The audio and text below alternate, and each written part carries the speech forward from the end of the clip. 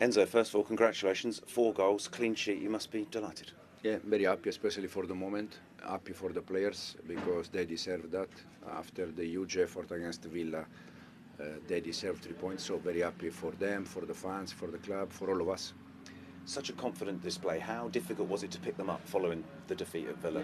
Yeah, very difficult, and especially because this kind of a game everyone take for granted, and they are the dangerous one because at the end you have to compete, you have to play, you have to win the game, and we did in the right way. Confident display, full of energy as well from the start. Was that always the plan today? Yeah, absolutely. I think after the huge effort against Villa in terms of, was a demanding game in terms of physicality. I think the reaction was again very good. Mourinho! Jose Mourinho! Jose Mourinho! Jose Mourinho! Jose Mourinho! Jose Mourinho! Jose Mourinho! Jose Mourinho!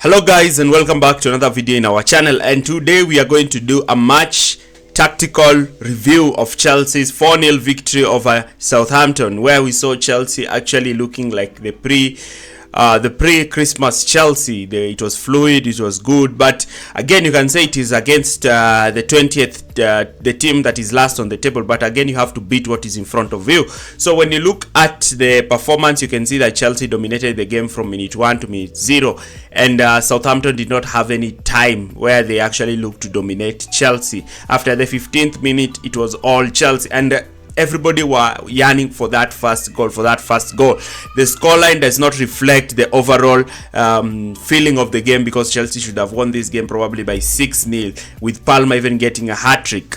And before the game, we had the protests that actually happened against the Bluco company, and it was good to get the result, because you could even see the first initial minutes of the game. You could see that negative energy in the crowd. You could see the way the fans got agitated whenever Jorgensen was holding the ball. And again, can I say that Chelsea actually needed this victory?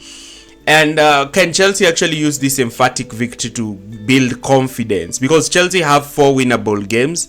The game against Copenhagen, they should win both of those games. The games against Leicester. If Chelsea can build up momentum with those games, then probably Chelsea can look to try and have something by having some bit of confidence. Now, initially, Chelsea had those opportunities and they kept on missing those opportunities, and everybody was like, okay, this is the game where Newcastle are going to score one and then they are going to sit deep. But Christopher Nkunku came up with something so great, especially during the corner where he sneaked through the far post and actually headed the ball into the net, something that was very good for Chelsea to take away the pressure. Cole Palmer, on the other hand, missed a lot of opportunities. I say that he's supposed to actually have scored a hat-trick, and even he knew, and Maresca went to him after the game. And if he had scored a hat-trick, it would be 7-0, he would have built his confidence, and that would have actually changed the overall feeling in the dressing room. So Chelsea lined up in a 4-2-3-1, but in my opinion, Chelsea lined up with a 4-4-2 diamond, because Chelsea played with a 2-striker system with Palmer and Neto. With Palmer and Neto looking to be deeper. But the role that Neto played in this game was very good, and you can even see his overall performance. He scored a goal, he created an assist, he was making runs, he was pulling defenders apart. Neto really played well in this position. Now, Chelsea dominated the game. They had 40% ball possession. They had 19 shots on target and 10 shots on target from 19 shots, something that we did not see in the entirety of the Brighton match, because you could understand the low confidence part of the team and the lack of that vigor. By the time I was making this video, Chelsea were 4th, but now I understand that Chelsea are 5th after Manchester City's win.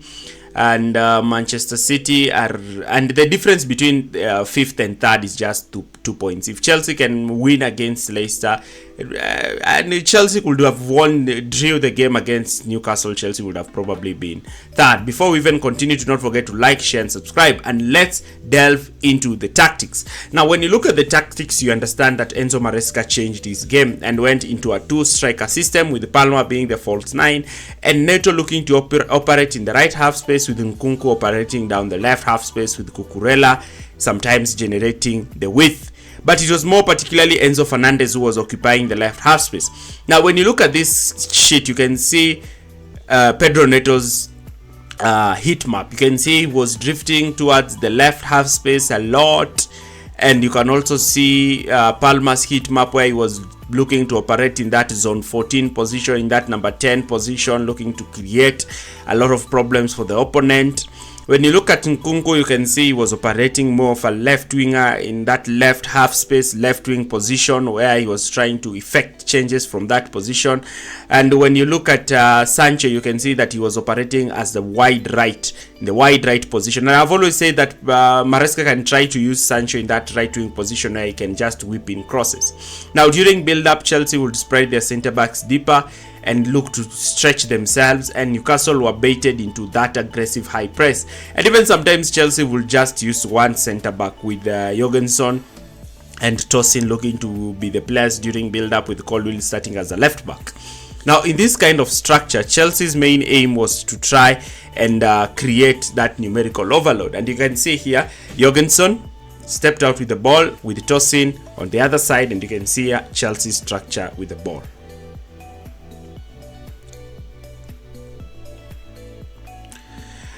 We also noticed that Jorgensen would stay firmly on the ball and look to try and draw as much pressure as possible, because he wanted to make sure that he has created a situation where Newcastle are actually pressing them. But sometimes this really made the fans to feel tensed.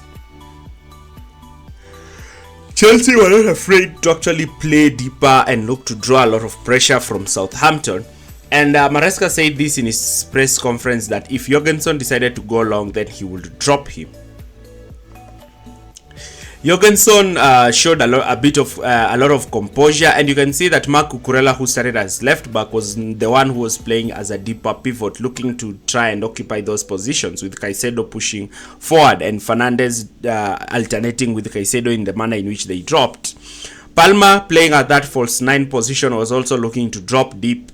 And because he had no marker, Chelsea would easily beat the press. But the main advantage was to pull out as many players. Like here you can see 6 Southampton players looking to press Chelsea, so that Chelsea can be able to underload the defense line of Southampton and now look to hit at them with rapid pace.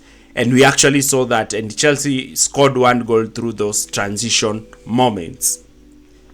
Here you can see the position that Nkunku is occupying, the position that Neto is occupying. That back 5 has been pulled apart, and now Chelsea are in a 2v2 situation. And in this scenario, I expected Chelsea to have probably scored a goal. Now, in this scenario, what we noticed is that when Chelsea were looking to build up from the back, is that Chelsea were looking to try and overload Newcastle, especially because they had an extra player in midfield, and even when Cole Palmer was looking to drop deep to receive the ball directly from the centre backs.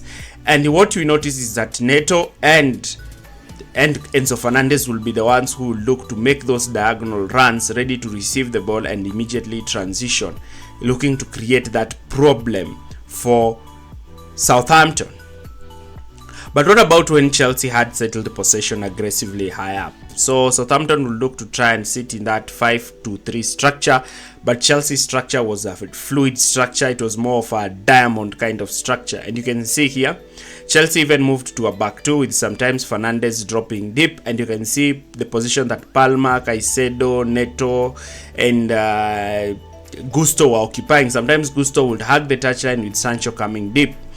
Chelsea will even move to that 3-1 structure, with Tosin and Rabiot sometimes looking to play that penetrative pass to Palma. And you can see here just a simple pass, and 5 of Southampton's players have been taken out of the game. And in this position, we will see that Cucurella and Caicedo will take an aggressive position, so that they could compress the space and ensure that they win the ball aggressively high up the pitch and deny Chelsea that opportunity to break. Enzo Fernandez will alternate with Cucurella, with sometimes Cucurella looking to move forward to occupy that left half space position, and Nkunku to occupy that left wing position, as Enzo will look to try and dictate the game from deep. Chelsea will just pass balls in between the lines, trying to pick up Southampton, and we could see the positions that Palmer were occupying, and the false 9 position that Neto was occupying was creating a lot of problems for the opposition. Caicedo, when he looked to play deeper, what we will see is that Chelsea will even move into something that morphed into a 3-5 with no striker. And in this case, we will see Pedro Neto being the one who makes runs, as well as Enzo Fernandez. And that's why we even saw Enzo Fernandez find himself in a far post position where he should have had an easy tapping into that Palmer's shot. Now, in this scenario, Palmer will be dropping deep, receiving the ball, and look to play balls, especially for the runs of Fernandez. But Fernandez in particular was the one who was looking to occupy that zone 14 position and look to play balls for the diagonal runs of Palmer and Pedro Neto, as well as the diagonal runs of Christopher Nkunku.